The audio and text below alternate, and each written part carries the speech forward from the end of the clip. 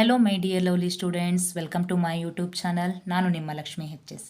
ಇವತ್ತಿನ ಈ ಒಂದು ವಿಡಿಯೋದಲ್ಲಿ ಪಾಸಿಂಗ್ ಪ್ಯಾಕೇಜ್ನ ಮುಂದುವರಿದ ಕೀ ಉತ್ತರಗಳನ್ನು ನಾವೀಗ ಡಿಸ್ಕಸ್ ಮಾಡ್ತಾ ಹೋಗೋಣ.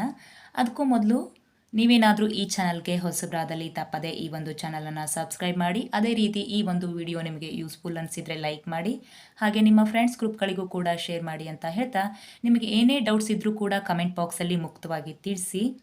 ನಾವೀಗ ವಿಡಿಯೋನ ಸ್ಟಾರ್ಟ್ ಮಾಡೋಣ. ನೆನಪಿರಲಿ ವಿದ್ಯಾರ್ಥಿಗಳೇ, ನಾವು ಡಿಸ್ಕಸ್ ಮಾಡ್ತಾ ಇರುವಂತಹ ಈ 40+ ಏನಿದೆ ಇದು ಇಲಾಖೆಯಿಂದ ಬಿಟ್ಟಿರುವಂಥದ್ದಾಗಿರುತ್ತೆ. ನಿನ್ನೆ ತರಗತಿಯಲ್ಲಿ ಅಂದರೆ ನಿನ್ನೆ ವಿಡಿಯೋದಲ್ಲಿ ನಾವೇನು ಮಾಡಿದ್ವಿ ಅಂತ ಅಂದರೆ ನಿಯಮಗಳು, ಚಿತ್ರಗಳು ಹಾಗೂ ವ್ಯಾಖ್ಯಾನಗಳ ಕುರಿತು ಡಿಸ್ಕಸ್ ಮಾಡಿದ್ವಿ ಪಾಸಿಂಗ್ ಪ್ಯಾಕೇಜ್ನ ಕೀ ಉತ್ತರಗಳನ್ನು. ಇವತ್ತಿನ ಈ ಒಂದು ವಿಡಿಯೋದಲ್ಲಿ ನೆಕ್ಸ್ಟ್ ನಾವೇನು ಮಾಡ್ತಾ ಹೋಗೋಣ ಅಂತ ಅಂದರೆ ಉಪಯೋಗಗಳನ್ನು ನೋಡ್ತಾ ಹೋಗೋಣ, ಲವಣಗಳ ಉಪಯೋಗಗಳನ್ನು. ಯಾವ್ದ್ಯಾವ್ದಿದೆ ಹಾಗಿದ್ರೆ ಉಪಯೋಗಗಳಲ್ಲಿ ಅಡುಗೆ soda, washing soda, plaster of Paris ಹಾಗೂ ಚೆಲುವೆ ಪುಡಿ. ಇವುಗಳ ಉಪಯೋಗ ಹಾಗೂ ಅವುಗಳ ಅಣುಸೂತ್ರ, ರಾಸಾಯನಿಕ ಅಣುಸೂತ್ರ ಮತ್ತು ಹೆಸರುಗಳನ್ನು ನೀವು ನೋಡಿಕೊಂಡ್ರೆ ಈ 4ರಲ್ಲಿ ನಿಮ್ಮ ವಾರ್ಷಿಕ ಪರೀಕ್ಷೆಗೆ ಯಾವುದಾದ್ರೂ ಒಂದನ್ನು ಕಂಪಲ್ಸರಿ ಕೊಟ್ಟೇ ಕೊಡ್ತಾರೆ.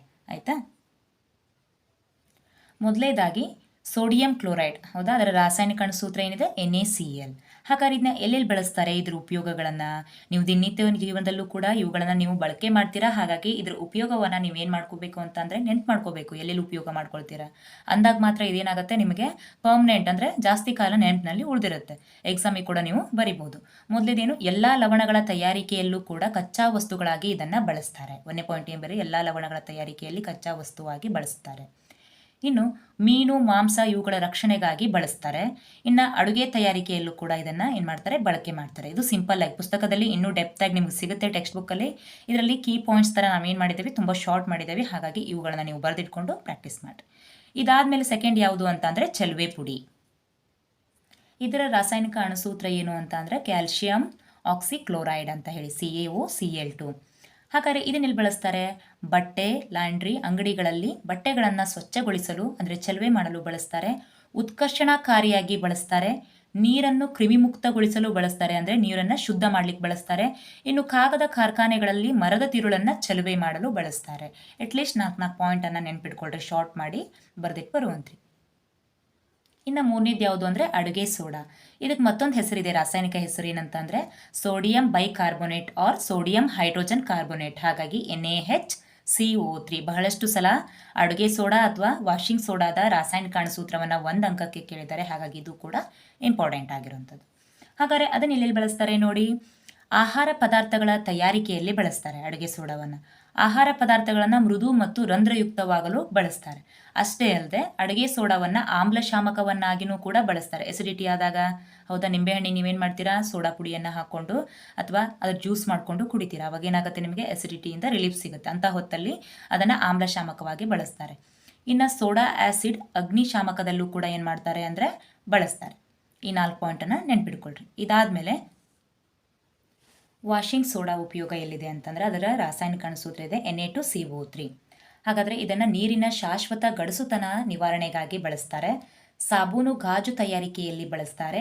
ಇನ್ನು ಕಾಗದ ತಯಾರಿಕೆಗಳಲ್ಲೂ ಕೂಡ ಇದನ್ನು ಬಳಸ್ತಾರೆ. ಅಷ್ಟೇ ಅಲ್ಲದೆ ಗೃಹ ಕಾರ್ಯಗಳ ಸ್ವಚ್ಛಕಾರಕವಾಗಿಯೂ ಕೂಡ ಇದನ್ನು ಬಳಸ್ತಾರೆ. ಇದಾದಮೇಲೆ ಲಾಸ್ಟ್ ಒನ್ ಯಾವುದು, ಪ್ಲಾಸ್ಟರ್ ಆಫ್ ಪ್ಯಾರಿಸ್. ಹೌದಾ, ಇಲ್ಲಿ ನೋಡಿ ಕ್ಯಾಲ್ಶಿಯಂ ಸಲ್ಫೇಟ್ ಜೊತೆಗೆ H2O ಇದರದೊಂದು ಸಂಯುಕ್ತ. ಇದನ್ನು ನಾವೇನಂತ ಹೇಳ್ತೀವಿ, ಪ್ಲಾಸ್ಟರ್ ಆಫ್ ಪ್ಯಾರಿಸ್ ಅಂತ ಹೇಳಿ ಕರಿತೀವಿ. ಹಾಗಾದರೆ ಇದನ್ನೆಲ್ಲಿ ಬಳಕೆ ಮಾಡ್ತಾರೆ, ವೈದ್ಯರು ಮುರಿದ ಮೂಳೆಯನ್ನು ನೋಡ್ರಿ, ಕೆಲವೊಂದಿಷ್ಟು ಜನರು ಕೈಕಾಲುಗಳು ಮುರಿದು ಹೋದಾಗ ಆ ಪಾರ್ಟನ್ನು ಜೋಡಿಸೋಕೆ ಏನು ಮಾಡ್ತಾರೆ, ಸಿಮೆಂಟನ್ನು ಹಾಕಿರ್ತಾರೆ ಅಂತ ಹೇಳ್ತಾರಲ್ವ, ಆ ಸಿಮೆಂಟ್ ಬೇರೆ ಯಾವುದೂ ಅಲ್ಲ, ಅದೇ ಪ್ಲಾಸ್ಟರ್ ಆಫ್ ಪ್ಯಾರಿಸ್. ಹಾಗಾದರೆ ಮುರಿದ ಮೂಳೆಗಳ ಜೋಡಣೆಯಲ್ಲಿ ಇದನ್ನು ಬಳಸ್ತಾರೆ, ನೆನ್ಪಿಟ್ಕೊಳ್ರಿ. ಅಷ್ಟೇ ಅಲ್ಲದೆ ಆಟಿಕೆ ಸಾಮಾನುಗಳ ತಯಾರಿಕೆಯಲ್ಲಿ ಬಳಸ್ತಾರೆ. ಇನ್ನು ದೇವರ ಮೂರ್ತಿಗಳ ತಯಾರಿಕೆಯಲ್ಲಿ ಬಳಸ್ತಾರೆ. ಕೊನೆಯದಾಗಿ ಮನೆಯ ಮೇಲ್ಛಾವಣಿಯ ಅಲಂಕಾರಕ್ಕಾಗಿಯೂ ಕೂಡ ಇದನ್ನು ಬಳಸ್ತಾರೆ. ಈಗ ಇಷ್ಟೊತ್ತು ಹೇಳಿದ್ರಲ್ಲಿ ನೀವು NaCl ಅನ್ನು ಈಗ ನಿಮ್ಮ ಇದರಲ್ಲಿ ಪಾಸಿಂಗ್ ಪ್ಯಾಕೇಜಲ್ಲಿ ಇರೋದು ಯಾವುದು, ಒಂದು ಚೆಲುವೆ ಪುಡಿ, ಅಡುಗೆ soda, washing soda, plaster of Paris. Just ಇವು 4ರ ಮೇಲೆ ನೀವು ಫೋಕಸ್ ಮಾಡಿ. ಇದಾದಮೇಲೆ ಬರುವಂಥದ್ದು ಯಾವುದು, ವ್ಯತ್ಯಾಸಗಳು. ಅದರಲ್ಲಿ ಸರಣಿ ಮತ್ತು ಸಮಾಂತರ ಜೋಡಣೆ, ಉತ್ಕರ್ಷಣೆ, ಅಪಕರ್ಷಣೆ, ಪರ್ಯಾಪ್ತ ಮತ್ತು ಅಪರ್ಯಾಪ್ತ ಹೈಡ್ರೋಕಾರ್ಬನ್ಗಳು ಹಾಗೂ ಪೀನ ದರ್ಪಣ ಮತ್ತು ನಿಮ್ನ ದರ್ಪಣ. ಟೋಟಲ್ ಆಗಿ ಎಷ್ಟಿದ್ದಾವೆ, 4 ವ್ಯತ್ಯಾಸಗಳನ್ನು ಕೊಟ್ಟಿದ್ದಾರೆ. ಇದಕ್ಕಿಂತ ಹೆಚ್ಚಿನದಾಗಿಯೂ ವ್ಯತ್ಯಾಸಗಳನ್ನು ಕೊಟ್ಟಿರ್ತಾರೆ.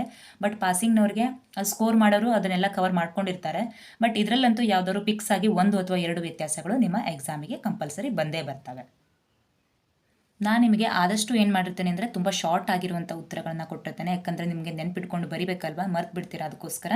ನೋಡ್ರಿ, ಸರಣಿ ಮತ್ತು ಸಮಾಂತರಕ್ಕೆ ವ್ಯತ್ಯಾಸ ಏನಂದರೆ ಸರಣಿ ಕ್ರಮದಲ್ಲಿ ರೋಧ ಯಾವಾಗಲೂ ಕೂಡ ಹೆಚ್ಚಾಗಿರುತ್ತೆ, ಇನ್ನು ಸಮಾಂತರ ಕ್ರಮದಲ್ಲಿ ಸರಣಿ ಹೋಲಿಸಿದ್ರೆ ರೋಧ ಕಡಿಮೆ ಇರುತ್ತೆ. ಇಲ್ಲಿ ರೋಧ ಹೆಚ್ಚು, ರೋಧ ಕಡಿಮೆ.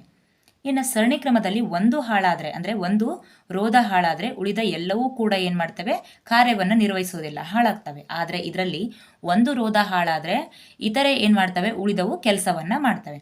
ಇನ್ನು ಸರಣಿ ಕ್ರಮದಲ್ಲಿ ಒಟ್ಟು ರೋಧವನ್ನು ಕಂಡುಹಿಡಿಯುವಂಥ ಸೂತ್ರ ಸಿಂಪಲ್ ಇದೆ, RS = R1 + R2 + R3. ಅದೇ ರೀತಿ ಈ ಕಡೆ ಒಂದು ಸೂತ್ರ ಇದೆ, ಯಾವುದು, ಸಮಾಂತರಕ್ಕೆ ಸಂಬಂಧಪಟ್ಟಂತೆ. ಇದನ್ನು ಕಲಿತ್ರೆ ನಿಮಗೆ ಲೆಕ್ಕ ಬಿಡಿಸ್ಲಿಕ್ಕೂ ಕೂಡ ಅನುಕೂಲ ಆಗುತ್ತೆ. ಗೊತ್ತಾಗದೇ ಇದ್ದರೆ ಅಟ್ಲೀಸ್ಟ್ ಸೂತ್ರ ಕೂಡ ನೀವು ಬರೆದಿಟ್ಟು ಬಂದರೆ ನಿಮಗೆ ಅಲ್ಲೊಂದು ಅರ್ಧ ಅಥವಾ 1 ಅಂಕಗಳು ಸಿಗುವಂಥ ಚಾನ್ಸಸ್ ಜಾಸ್ತಿ ಇರುತ್ತೆ. ಇಲ್ಲಿ ಸೂತ್ರ 1/RP ಅಂದರೆ = 1/R1 + R2 + R3. ಮತ್ತೊಂದು ಸಲ ಹೇಳ್ತೀನಿ ವಿದ್ಯಾರ್ಥಿಗಳಿಗೆ, ಗಮನ ಇಟ್ಟು ಕೇಳಿಸ್ಕೊಳ್ರಿ ನೀವು. ಸರಣಿ ಮತ್ತು ಸಮಾಂತರಕ್ಕೆ ವ್ಯತ್ಯಾಸ, ಸರಣಿದಲ್ಲಿ ರೋಧ ಹೆಚ್ಚಾಗಿರುತ್ತೆ, ಸಮಾಂತರದಲ್ಲಿ ರೋಧ ಕಡಿಮೆ. ಇದರಲ್ಲಿ ಸರಣಿದಲ್ಲಿ ಒಂದು ಹಾಳಾದರೆ ರೋಧ ಉಳಿದ ಎಲ್ಲವೂ ಕೂಡ ಏನು ಮಾಡ್ತವೆ, ಸರಿಯಾಗಿ ಕಾರ್ಯವನ್ನು ನಿರ್ವಹಿಸುವುದಿಲ್ಲ, ನಿಲ್ತವೆ. ಇಲ್ಲಿ ಒಂದು ಹಾಳಿದ್ರೆ ಇತರೆ ರೋಧಗಳು ಕೆಲಸ ಮಾಡ್ತವೆ. ಇಲ್ಲಿ ಸೂತ್ರ RS = R1 + R2 + R3 ಆದರೆ ಇಲ್ಲಿ ಸೂತ್ರ 1/RP = 1/R1 + 1/R2 + 1/R3. ಇನ್ನು ನೆಕ್ಸ್ಟ್ ಯಾವ್ದು ನೋಡೋಣ ಅಂತಂದರೆ ಪರ್ಯಾಪ್ತ ಮತ್ತು ಅಪರ್ಯಾಪ್ತಗಳ ವ್ಯತ್ಯಾಸವನ್ನು ನೋಡೋಣ. ಪರ್ಯಾಪ್ತದಲ್ಲೂ ಅಷ್ಟೇ ತುಂಬ ಶಾರ್ಟ್ ಆಗಿದೆ ನೋಡ್ರಿ. ಪರ್ಯಾಪ್ತದಲ್ಲಿ ಯಾವಾಗಲೂ ಕೂಡ ಕಾರ್ಬನ್ಗಳ ನಡುವೆ ಏಕಬಂಧವನ್ನು ಹೊಂದಿರುತ್ತದೆ. ನೀವೇನು ಮಾಡ್ರಿ, ಅದು ನೆನಪಾಗಿದ್ರೆ ಡೈರೆಕ್ಟಾಗಿ ಕಾರ್ಬನ್ಗಳ ನಡುವೆ ಏಕಬಂಧವನ್ನು ಹೊಂದಿರುತ್ತದೆ. ಇನ್ನು ಅಪರ್ಯಾಪ್ತದಲ್ಲಿ ಇದು ದ್ವಿ ಅಥವಾ ತ್ರಿಬಂಧವನ್ನು ಹೊಂದಿರುತ್ತದೆ. ಈ ಪರ್ಯಾಪ್ತ ಏನಾಗಿರ್ತವೆ ಅಂದರೆ ಇದು ಅತ್ಯಂತ ಕಡಿಮೆ ಕ್ರಿಯಾಶೀಲವಾಗಿದೆ. ಇನ್ನು ಅಪರ್ಯಾಪ್ತ ಏನಾಗಿದೆ, ಹೆಚ್ಚು ಕ್ರಿಯಾಶೀಲವಾಗಿದೆ. ಇದು ಆರೋಗ್ಯಕ್ಕೆ ಹಾನಿಕಾರಕವಾಗಿದೆ, ಆದರೆ ಅಪರ್ಯಾಪ್ತ ಆರೋಗ್ಯಕ್ಕೆ ಹಾನಿಕಾರವಲ್ಲ. ಇದು ಕೊಠಡಿ ಉಷ್ಣತೆಯಲ್ಲಿ ಸ್ಥಿರವಾಗಿರ್ತದೆ, ಅಂದರೆ ಘನಸ್ಥಿತಿಯಲ್ಲೇ ಇರ್ಬೋದು. ಇದು ಕೊಠಡಿ ಉಷ್ಣತೆಯಲ್ಲಿ ಅಸ್ಥಿರವಾಗಿರುತ್ತೆ. ನೀವೇನು ಮಾಡ್ರಿ, ಇಷ್ಟು ನಿಮ್ಗೆ ನೆನಪಿಲ್ಲದೆ ಇದ್ರೆ ಅಟ್ಲೀಸ್ಟ್ ಒಂದು 2 ಪಾಯಿಂಟ್ ಆದರೂ ನೆನಪಿಟ್ಕೊಳ್ರಿ, ಗೊತ್ತಾಯ್ತಾ.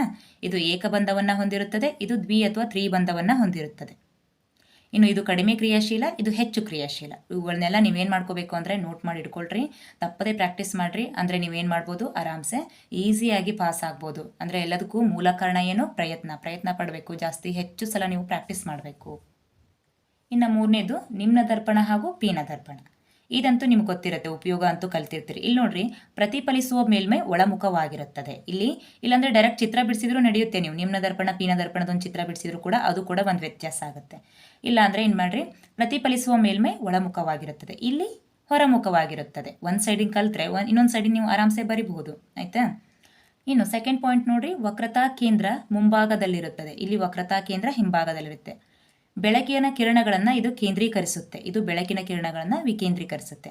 ನೀವು ಸಿಂಪಲ್ಲಾಗಿ 3 ಪಾಯಿಂಟ್ ನೆನಪಿಟ್ಕೊಳ್ರಿ. ಇದನ್ನು ವಾಹನಗಳ ಮುಂಭಾಗ ಅಥವಾ ದಂತ ವೈದ್ಯರು ಇದನ್ನೇನು ಮಾಡ್ತಾರೆ, ಬಳಸ್ತಾರೆ. ಆದರೆ ಇದನ್ನು ವಾಹನಗಳ ಹಿನ್ನೋಟ ದರ್ಪಣವಾಗಿ ಬಳಸ್ತಾರೆ. ಏನೇನು ನೆನಪಿಟ್ಕೋಬೇಕು ನೀವು, ಇದರಲ್ಲಿ ಪ್ರತಿಫಲಿಸುವ ಮೇಲ್ಮೈ ಒಳಮುಖವಾಗಿರುತ್ತೆ, ಪೀನ ದರ್ಪಣದಲ್ಲಿ ಹೊರಮುಖವಾಗಿರುತ್ತೆ. ಇದರಲ್ಲಿ ಬೆಳಕಿನ ಕಿರಣಗಳನ್ನು ಕೇಂದ್ರೀಕರಿಸುತ್ತೆ, ಇಲ್ಲಿ ಬೆಳಕಿನ ಕಿರಣಗಳನ್ನು ವಿಕೇಂದ್ರೀಕರಿಸುತ್ತೆ. ಇದನ್ನು ದೊಡ್ಡ ಪ್ರತಿಬಿಂಬ ಪಡೆಯಲು ದಂತವೈದ್ಯರು ಬಳಸ್ತಾರೆ. ಇದನ್ನು ವಾಹನದ ಹಿನ್ನೋಟ ದರ್ಪಣವಾಗಿ ಚಿಕ್ಕ ಪ್ರತಿಬಿಂಬವನ್ನು ನೋಡಲು ಇದನ್ನು ಬಳಸ್ತಾರೆ. ಇಷ್ಟೇ ವ್ಯತ್ಯಾಸ. ಇನ್ನು ಉತ್ಕರ್ಷಣೆ ಅಪಕರ್ಷಣೆ ಸಿಂಪಲ್ ನೆನ್ಪಿಡ್ಕೋರಿ. ಉತ್ಕರ್ಷಣೆ ಅಂದರೆ ಆಕ್ಸಿಜನನ್ನು ಪಡೆದುಕೊಳ್ಳೋದು ಅಥವಾ ಹೈಡ್ರೋಜನನ್ನು ಕಳೆದುಕೊಳ್ಳೋದು. ಇಲ್ಲೇ 2 ಪಾಯಿಂಟ್ ಆಗೋಯ್ತು. ಒಂದು ಕಡೆ ನೆನ್ಪಿಡ್ಕೊಂಡ್ರೆ ಇನ್ನೊಂದು ಕಡೆ ಆರಾಮ್ಸೆ ಬರೀರಿ. ಉತ್ಕರ್ಷಣೆ ಅಂದರೆ ಆಕ್ಸಿಜನನ್ನು ಪಡೆದುಕೊಳ್ಳುತ್ತದೆ, ಈ ಕಡೆ ಆಕ್ಸಿಜನನ್ನು ಕಳೆದುಕೊಳ್ಳುತ್ತದೆ. ಅಪಕರ್ಷಣೆ ಅಂದರೆ, ಉತ್ಕರ್ಷಣೆ ಅಂದರೆ ಮತ್ತು ಹೇಗೆ ಹೇಳ್ಬೋದು, ಹೈಡ್ರೋಜನನ್ನು ಕಳೆದುಕೊಳ್ಳುತ್ತದೆ, ಇಲ್ಲಿ ಹೈಡ್ರೋಜನನ್ನು ಪಡೆದುಕೊಳ್ಳುತ್ತದೆ. ವೈಸ ವರ್ಸ ಅಂದರೆ ಎರಡು ಕೂಡ ಏನಾಗಿರುತ್ತೆ, ಅಪೋಸಿಟ್. ಇಲ್ಲಿ ಆಕ್ಸಿಜನನ್ನು ಪಡ್ಕೊಂಡು ಹೈಡ್ರೋಜನನ್ನು ಕಳ್ಕೊಂಡ್ರೆ ಇಲ್ಲಿ ಆಕ್ಸಿಜನನ್ನು ಕಳೆದುಕೊಂಡು ಹೈಡ್ರೋಜನನ್ನು ಪಡೆದುಕೊಳ್ಳುತ್ತೆ. ಇನ್ನು ಜೊತೆಗೆ ಏನು ಮಾಡ್ಬೋದು, ನೀವು ಒಂದು ಈಕ್ವೇಷನನ್ನು ಅದಕ್ಕೆ ಬರಿಬೋದು, ಹೌದಾ. ತಾಮ್ರಕ್ಕೆ ಆಕ್ಸಿಜನ್ ಆ್ಯಡ್ ಆದಾಗ ಏನಾಗುತ್ತೆ, ತಾಮ್ರದ ಆಕ್ಸೈಡ್ ಆಗುತ್ತೆ. Cuಗೆ O ಆ್ಯಡ್ ಆದರೆ CuO ಅಂದರೆ ತಾಮ್ರದ ಆಕ್ಸೈಡ್ ಸಿಕ್ತು. ಇನ್ನು ಇಲ್ಲಿ ಏನಾಗುತ್ತೆ, ಇದನ್ನೇ ತೊಗೋಬೋದು ನೀವು. ಫಾರ್ ಎಕ್ಸಾಂಪಲ್ ತಾಮ್ರದ ಆಕ್ಸೈಡನ್ನು ತೊಗೊಂಡು ಅದನ್ನು ನೀವೇನು ಮಾಡಬೇಕು, ರಾಸಾಯನಿಕ ಕ್ರಿಯೆಯನ್ನು ಬರಿಬೇಕು. ಅಲ್ಲೇನಾಗುತ್ತೆ, ತಾಮ್ರ ಅಂದರೆ ತಾಮ್ರ ಫಾರ್ ಎಕ್ಸಾಂಪಲ್ ನೋಡಿ ಹೀಗಿದೆ ಅಂದರೆ ಇದೇನಾಗುತ್ತೆ, ಇಲ್ಲಿ ಆಕ್ಸಿಜನನ್ನು ಕಳ್ಕೊಳ್ಳುತ್ತಲ್ವ, ತಾಮ್ರ ಪ್ಲಸ್ ಆಕ್ಸಿಜನ್ ಸಪ್ರೇಟ್ ಆಗಿ ಡಿವೈಡ್ ಆಗುತ್ತೆ. ಹಾಗಾಗಿ ಇದಿಷ್ಟು ಏನಾಯಿತು, ವ್ಯತ್ಯಾಸಗಳಿಗೆ ಸಂಬಂಧಪಟ್ಟಿರೋದಾಗಿರುತ್ತೆ. ಇದನ್ನು ಸರಿ ಮಾಡಿ ನೋಟ್ಬುಕ್ಕಲ್ಲಿ ನೀವು ಬರೆದಿಟ್ಕೊಂಡು ಪ್ರಾಕ್ಟೀಸ್ ಮಾಡಿ. ಇದಾದಮೇಲೆ ನಿಮ್ಮ 40+ ಇರೋದು ಯಾವುದು, ಗುಣಲಕ್ಷಣಗಳು, ಕಾಂತೀಯ ಬಲರೇಖೆಗಳ ಗುಣಲಕ್ಷಣಗಳು, ವಾಹಕದ ರೋಧವು ಅವಲಂಬಿಸಿರುವ ಅಂಶಗಳು. ಇದಂತೂ ಇನ್ನೂ ತುಂಬ ಸಿಂಪಲ್ ಆಗಿದೆ. ಕಾಂತೀಯ ಬಲರೇಖೆಗಳ ಗುಣಲಕ್ಷಣ 4 ಪಾಯಿಂಟ್ಸ್ ಬರೆದು ಸಾಕು. ನಿಮಗೆ 2 ಅಂಕಕ್ಕೆ ಈ ಒಂದು ಪ್ರಶ್ನೆ ಇರುತ್ತೆ. ಇವೆರಡರಲ್ಲಿ ಯಾವುದಾದ್ರು ಒಂದು ಕ್ವಶನ್ನು ಬರುತ್ತೆ. ಕಾಂತೀಯ ಬಲರೇಖೆಗಳು ಯಾವಾಗಲೂ ಕೂಡ ಸಮಾಂತರ ರೇಖೆಗಳಾಗಿರ್ತವೆ. ನೆನ್ಪಿಟ್ಕೊಳ್ರೇನು, ಕಾಂತೀಯ ಬಲರೇಖೆಗಳು ಸಮಾಂತರ ರೇಖೆಗಳಾಗಿರ್ತವೆ. ಇವು ಒಂದನ್ನೊಂದು ಛೇದಿಸುವುದಿಲ್ಲ. 2 ಪಾಯಿಂಟ್ ಆಗೇ ಹೋಯಿತು. ಇನ್ನು ಇವು ಯಾವಾಗಲೂ ಕೂಡ ನಿಮಗೆ ಗೊತ್ತಿದೆ, ನಿಮ್ಮ ತರಗತಿಯಲ್ಲೂ ಕೂಡ ಟೀಚರ್ಸ್ ಹೇಳಿರ್ತಾರೆ, ಉತ್ತರ ಧ್ರುವದಿಂದ ಪ್ರಾರಂಭವಾಗಿ ದಕ್ಷಿಣ ಧ್ರುವದಲ್ಲಿ ಕೊನೆಗೊಳ್ಳುತ್ತವೆ ಅಂತ ಹೇಳಿ. ಹಾಗಾಗಿ ಇವು ಉತ್ತರ ಧ್ರುವದಿಂದ ಪ್ರಾರಂಭವಾಗಿ ದಕ್ಷಿಣ ಧ್ರುವದಲ್ಲಿ ಕೊನೆಗೊಳ್ಳುತ್ತವೆ. ಇವು ಅಂದರೆ ಕಾಂತೀಯ ಬಲರೇಖೆಗಳು.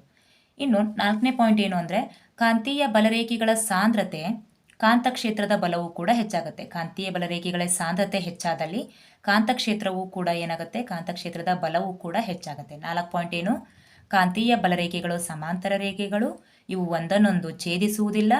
ಈ ಬಲರೇಖೆಗಳು ಉತ್ತರ ಧ್ರುವದಿಂದ ಪ್ರಾರಂಭವಾಗಿ ದಕ್ಷಿಣ ಧ್ರುವದಲ್ಲಿ ಕೊನೆಗೊಳ್ಳುತ್ತವೆ.